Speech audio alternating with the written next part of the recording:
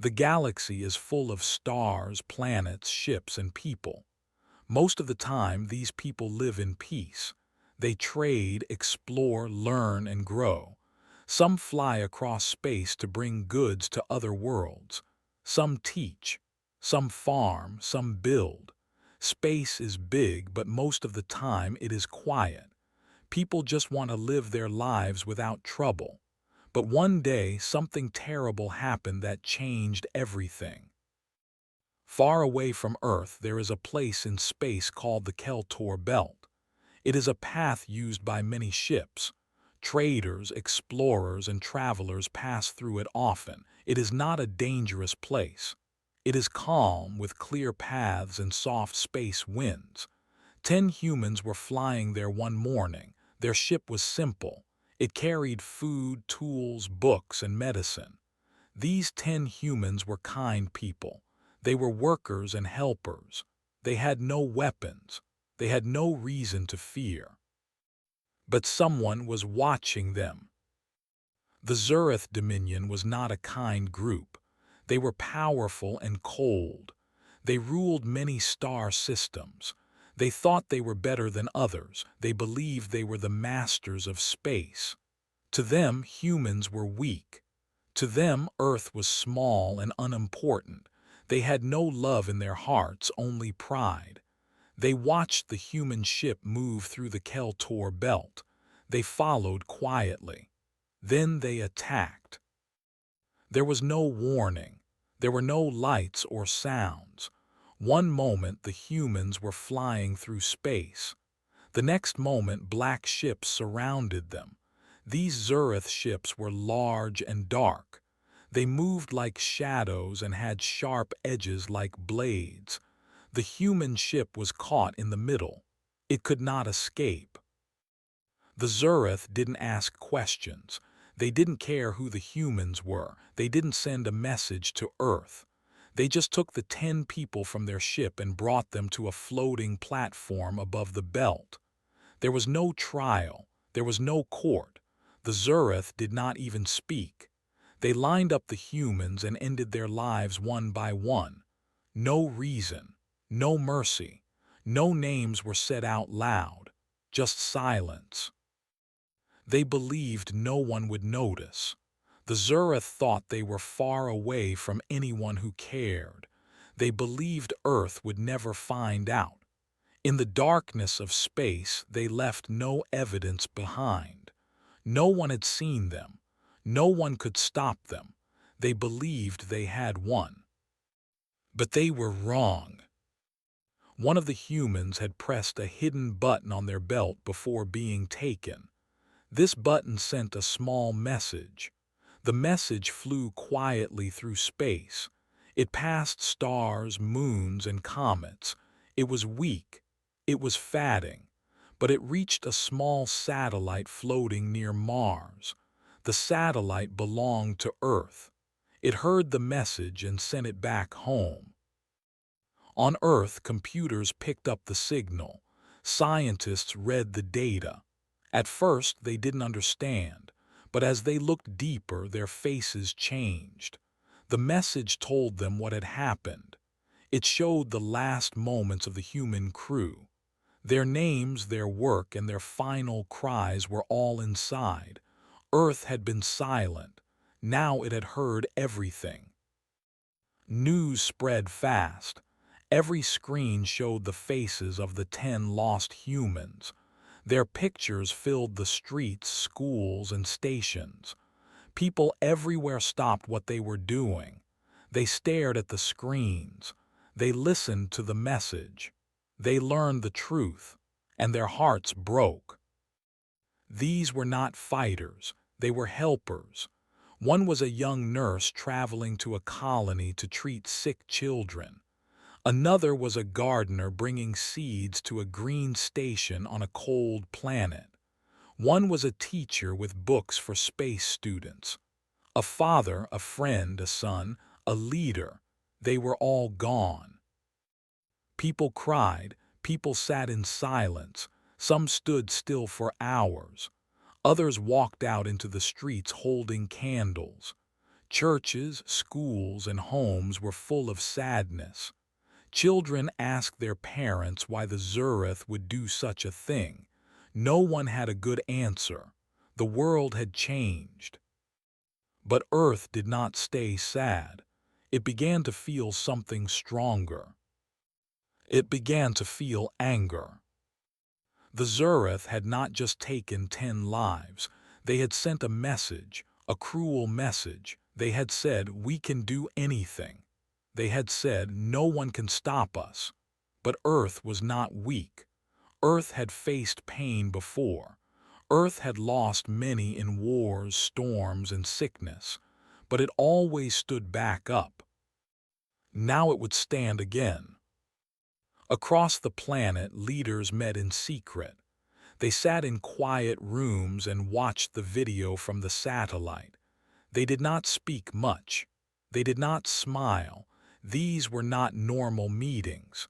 There were no news reporters, no flags, only people who had lost someone, only people who wanted justice.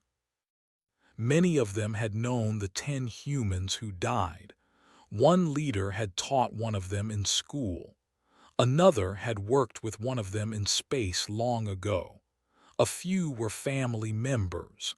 They had tears in their eyes, but they kept still. They had come not to cry, but to act. Far away from the cities, in places where most people are not allowed to go, secret teams started waking up. These were special people. They had trained for years. They didn't wear normal clothes. They didn't carry phones. They lived quiet lives until they were needed. Now they were needed. They began to move. Some went to spaceports.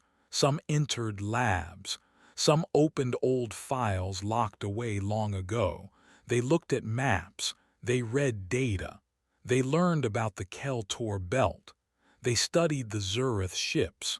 They built plans, but they told no one. Everything was done in silence. Meanwhile, across the galaxy, people began to whisper, not just humans, other species too. Traders heard the news and talked in quiet voices. Station guards watched the stars with worry. Even leaders from faraway worlds sent short notes to Earth. Some were kind. Some were afraid, but most said nothing. The Zurith did not care. They had gone back to their home world. They sat in tall buildings and smiled. They thought Earth would cry, then forget. They thought 10 lives meant nothing.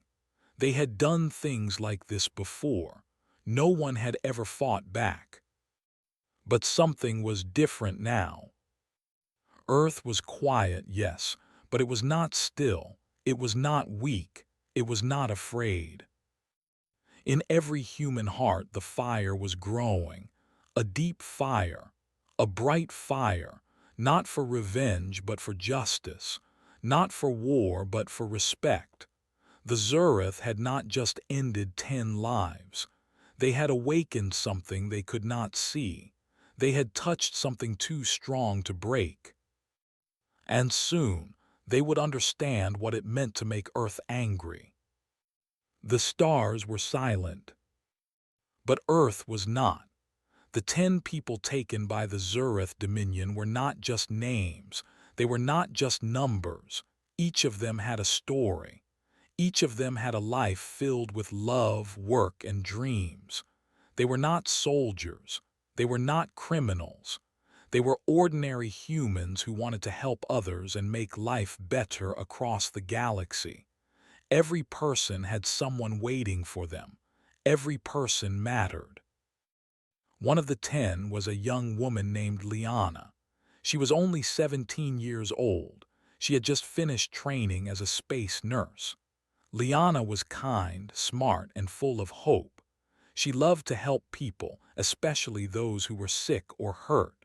Her dream was to build a floating clinic for poor miners on the edge of the asteroid fields. On this trip, she was bringing boxes of medicine to a colony far from Earth. That was her first solo mission. Her mother had packed her lunch the morning she left. Her little brother had drawn her a picture of their family and slipped it into her bag. Liana waved goodbye with a smile. No one knew it would be the last time they saw her.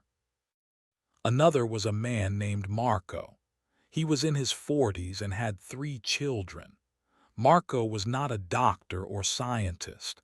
He was a farmer, one of the best space farmers Earth had ever known. He had learned to grow plants on ships in domes and even in dry caves on moons. He helped new colonies grow food in hard places. On this trip, he was taking special seeds to a frozen planet where nothing had grown before. If the seeds worked, they would give hundreds of people fresh vegetables and clean air. His wife had helped him pack the crates. His twin sons had drawn funny faces on the seed boxes. Marco had laughed as he climbed into the ship, holding their pictures close to his chest. Then there was Ava, a quiet woman in her late 30s. She had no family left, but she had many friends. Ava was a teacher. She had taught in small learning pods on old space stations where no one else wanted to go. Her students loved her stories and her silly jokes. She believed that every child, no matter where they lived, deserved to learn. She had filled her bags with books, real ones made of paper, and had saved every credit she earned to buy them. Her dream was to build a free library on a mining moon where children often had nothing to read. She hoped her books would bring joy and wonder to places that felt cold and forgotten. One of the 10 was a young man named Samir. He was an engineer, just 25 years old. He was known for building small things that made big differences. He had invented a water cleaner that fit in a backpack. He had also built solar lights that worked even in deep space. On this trip, he was visiting a moon that had lost power during a storm. He was going to fix the machines and teach people how to repair them on their own. Samir believed in sharing knowledge. He wanted every colony to stand on its own. His father had hugged him tightly before the flight. His older sister had handed him a lucky charm, an old silver coin from Earth. Also on the ship was a young mother named Claire. She had left her little daughter with her brother so she could take one more mission. Claire worked as a systems checker. She inspected machines, cables, and wires in space stations to make sure everything was safe. She was careful, patient, and brave. Many lives had been saved because of her work. This time, she was going to a deep space station that had reported strange signals. People were scared. Claire said yes to the job so others could rest easy. She promised to come home in 3 weeks and take her daughter to the ocean. They had never seen real waves. Another passenger was Tomas. He was a singer. He had no formal job. He traveled from place to place, sharing songs with people who had none. Tomas believed that music could heal the heart. He played a stringed instrument and wrote songs about stars, home, and love. Children called him the Space Bard. He had been invited to perform at a birthday celebration for an old woman who had never left her planet. Tomas accepted with joy. In his bag, he carried notes, gifts, and a new song written just for her. Yuna was also on that ship. She was from a small village near Earth's southern sea. Yuna was a translator. She spoke 10 alien languages and had studied how people talked in different parts of the galaxy. She helped humans and aliens understand each other. On this trip, she was going to help a group of miners settle a disagreement about land and safety. She had worked hard to bring peace between groups that almost started a fight. She believed that peace always began with good words. Before she left, she planted a tree in her village garden and promised to return to see it grow. Another life lost that day belonged to Malik. He was a repair tech and had grown up fixing old things. He had a gentle heart and fast hands. On this trip, Malik was heading to an old station with broken parts. He had volunteered to go because no one else would. The job was hard, the station was far, and there was little money. But Malik knew the people there needed help. He had packed his tools, said goodbye to his friends, and left without fear. He had fixed hundreds of ships, often for free. He said machines were like people, they just needed care. The ninth person was Inaya, a young woman who worked as a space cleaner. She cleaned ships, halls, and rooms in faraway stations. Her job was simple, but she did it with pride. She believed every space, no matter how small, should feel fresh and safe.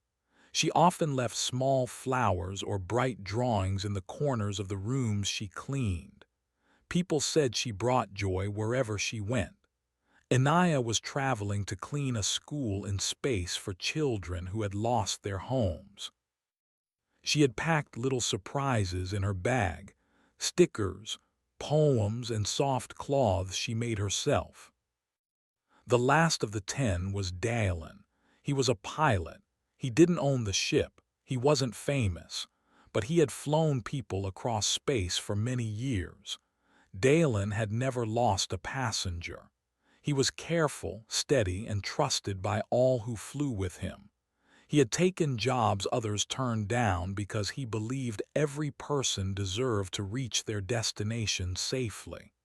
On this trip, he had offered to fly for free because the group was doing good work. Dalen had told his partner he'd be home soon and would cook their favorite meal when he returned. These 10 people had lived honest lives.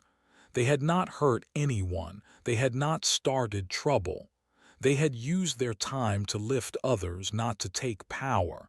They were loved. They were needed. They had dreams.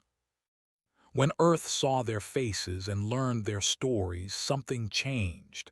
They were not strangers. They were neighbors, brothers, sisters, daughters, fathers, friends. Each story was like a thread. Together, those threads formed a strong net, a net of memory, meaning, and love. The Zurith had thought they could erase 10 lives without anyone noticing. But each life touched 100 more. Every person left behind someone who cared, a mother, a friend, a student, a child. Those people cried, but they also remembered. They shared stories. They painted murals. They planted trees. They wrote songs. They lit candles under the stars. The galaxy began to whisper. On quiet moons and dusty stations, people said their names: Liana, Marco, Ava, Samir, Claire, Tomas, Yuna, Malik, Inaya, Dalen. People who had never met them wept for them. They left flowers near spaceports. They sent messages into the sky. They said, "We remember you." But some people did more than remember. Some people got ready. Because the Zurith had made a mistake. They hadn't just taken lives. They had touched the hearts of those who would not forget. They had caused a pain that would not be healed by time alone. Earth was quiet, but it was not still. The names of the 10 were spoken in hidden rooms and quiet halls. Their stories were read by people who had power. Their pictures were placed on walls not meant for decoration. What happened in the Keltor belt was not a small thing. It was not forgotten. It became a spark. The Zurith had taken 10 people. But they had awakened billions. And nothing would be the same. The first answers from Earth did not come with loud sounds. They did not come with bright fire or angry shouting. They came quietly. They came in ways no one expected. While the Zurith Dominion continued with pride, thinking the matter was over, something began to shift in the shadows of space. Earth had begun to respond, but not with words. Earth answered with action. Soft, slow, and smart. In a far-off corner of space, near the edges of Zurith-controlled land, one of their patrol ships failed to check in. It had left its station like always, followed its path, and then nothing. No signal, no alert, just silence. At first, the Zurith commanders believed it was a simple problem, maybe a broken part or a lost connection. These things happen, they thought. It's not worth worry. But a few days later, another ship vanished. This time it was a cargo vessel moving between supply points. It had been full of tools, spare parts, and food. Everything had been packed and loaded with care. The trip was short. But again, the ship simply stopped sending messages. It never arrived. No wreckage was found. No beacon was heard. It was like the ship had been picked up by an invisible hand and removed from the stars. Still, the Zurith did not panic. They believed in their strength too much to feel fear. They believed small troubles would fix themselves. They had forgotten that fear sometimes grows slowly, like a shadow stretching across the ground at sunset.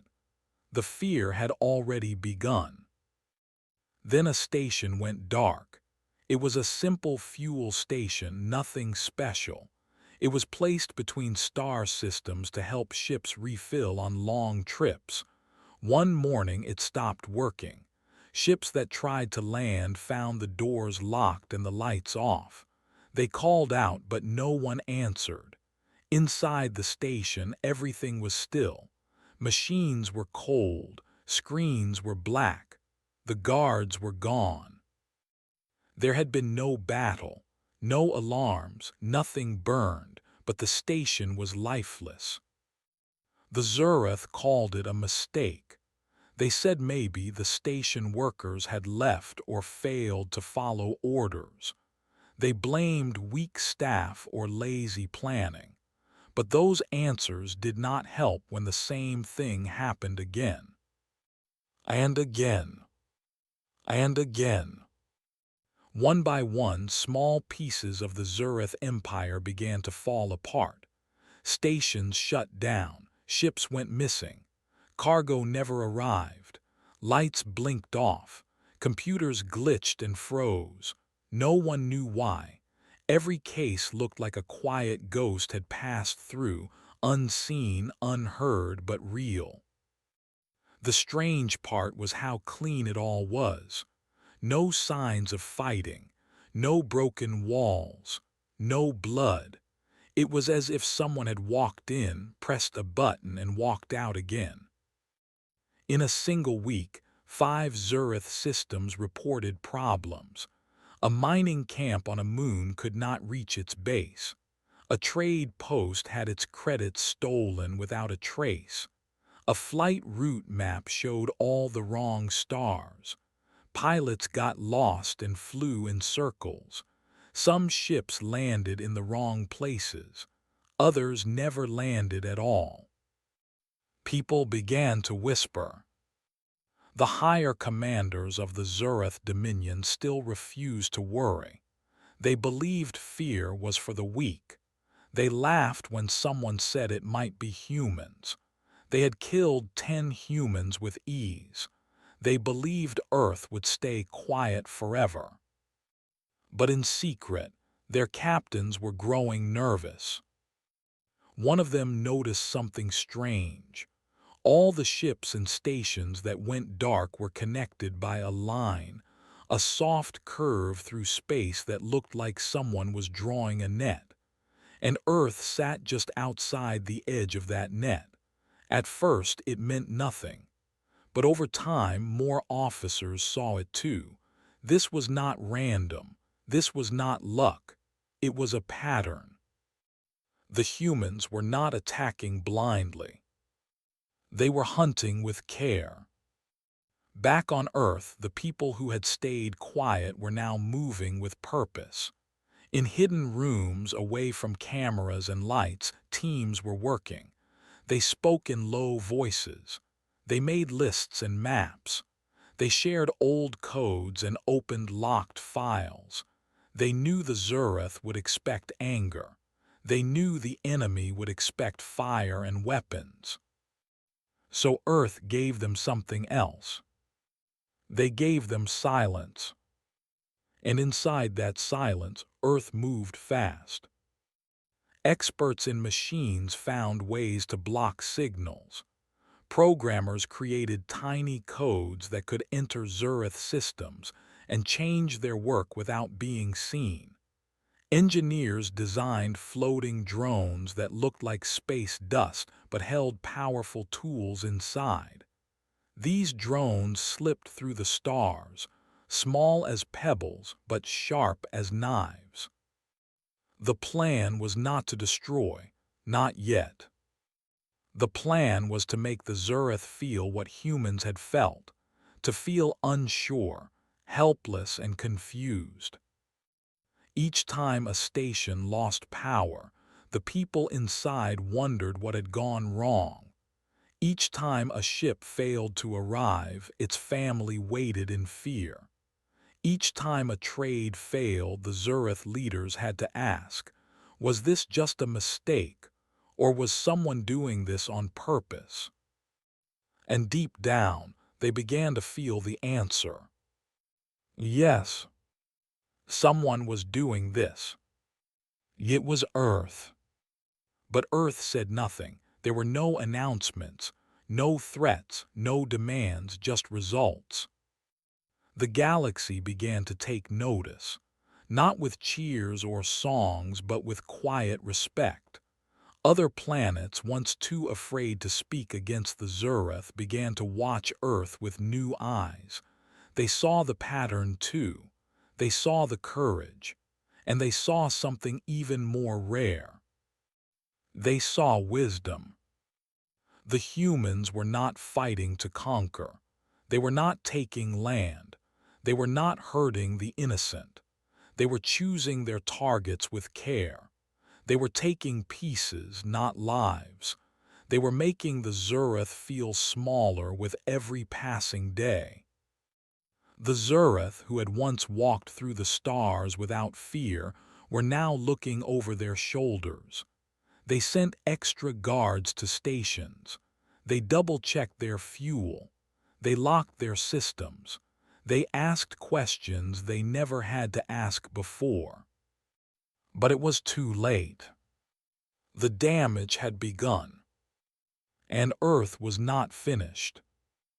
At one point, a small Zureth patrol tried to catch what they thought was a human spy ship. They set a trap. They waited near a quiet asteroid field, but nothing came. Hours passed. Then their own ship stopped working. Their engines shut down. Their lights blinked. Their air grew thin. A message appeared on their screen. No voice, just words. Stop or lose more. That was all. The ship was left floating. Someone from Earth had been there the whole time. The small revenge had begun. It was not loud. It was not bright, but it was real. It grew day by day. It spread across space. The Zureth did not understand it, but they could not stop it, because Earth had not attacked with anger. They had attacked with care, with quiet hands, with deep thought. And the galaxy was watching. Everyone could see that something had changed. Earth had spoken, not with mouths, but with motion. And the Zureth were beginning to listen. At first, the Zureth Dominion ignored the strange disappearances. They believed nothing could truly harm them. Their ships were fast. Their armies were large. Their power was strong. For many years they had ruled their part of the galaxy without question. They thought the missing ships, the silent stations, and the frozen systems were just random mistakes. They believed that things would soon return to normal. But things did not get better. In fact, they got worse. Every day more problems appeared. Every week more systems went dark. At first, it had been only small supply ships and old outposts. But now, newer places were failing too, places that were well built and protected. Some were guarded by soldiers. Others were hidden deep in space. And yet they all failed the same way, quietly, without warning. Soon, one of the Zurith commanders noticed a strange pattern. Her name was Admiral Severin. She had served the Zurith fleet for 30 years. She had fought battles, crushed uprisings, and taken many planets. She was not afraid of humans or any other species. But now, she felt something